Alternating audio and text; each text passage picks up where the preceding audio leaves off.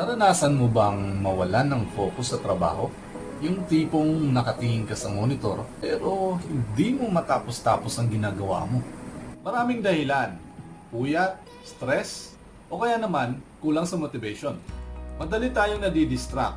Social media, mga notifications, o kahit mga maliliit na bagay. Lalo na kapag ang dami na natin ginagawa at nagsasabay-sabay na, wala na tayong natatapos. Ang solusyon, siguraduhin nakapagpahinga ka ng maayos at isa-isahin ang mga ginagawa.